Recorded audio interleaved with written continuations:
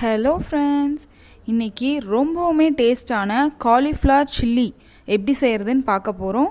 வாங்க பார்க்கலாம். இது போன்ற அருமையான ரெசிபிகளை தெரிஞ்சுக்க அம்மா சமையலறை சேனலை சப்ஸ்கிரைப் பண்ணுங்கள். அப்படியே அந்த பெல் ஐக்கானையும் கிளிக் பண்ணுங்கள். தேவையான பொருட்கள் என்னென்னு பார்த்துடலாம். Cauliflower medium size 1, gobi 65 masala 4 teaspoon, cornflour 2 teaspoon, இஞ்சி பூண்டு பேஸ்ட் 1 டீஸ்பூன், முட்டை 1, உப்பு தேவையான அளவுக்கு. இப்போது ஒரு பாத்திரத்தில் காலிஃப்ளவர் கட் பண்ணி எடுத்து வச்சுருக்கேன்.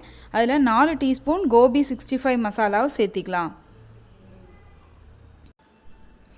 இப்போது 2 டீஸ்பூன் கார்ன்ஃப்ளவர் சேர்த்திக்கலாம்.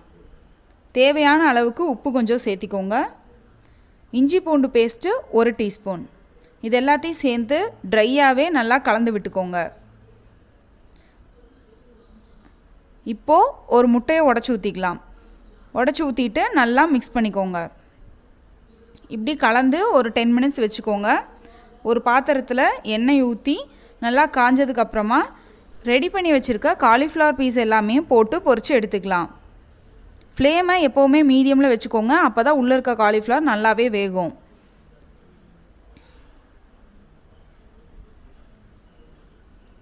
இப்போ பாருங்கள், அந்த பபிள்ஸ் எல்லாம் கம்மியாயிடுச்சு. அப்படி போட்டதுமே இது மாதிரி ஒரு தடவை எடுத்து குலுக்கி விட்டுட்டிங்கன்னா ஒட்டி இருந்தால் கூட செப்பரேட் ஆகிடும்.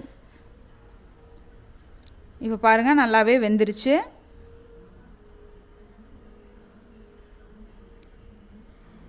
இப்போ ஃபுல்லாகவே பபிள்ஸ் கம்மியாயிருச்சு, நல்லா வெந்துருச்சு. இப்போ எடுத்துக்கலாம். இதே போல் மற்றது வச்சுருக்க எல்லா காலிஃப்ளவரையுமே போட்டு எடுத்துக்கலாம்.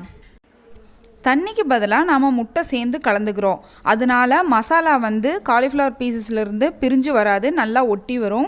சூப்பராக இருக்கும். பாருங்கள், சூப்பரான காலிஃப்ளவர் சில்லி ரெடி ஆகிடுச்சு. இதை நீங்களும் கண்டிப்பாக வீட்டில் ட்ரை பண்ணி பாருங்கள்.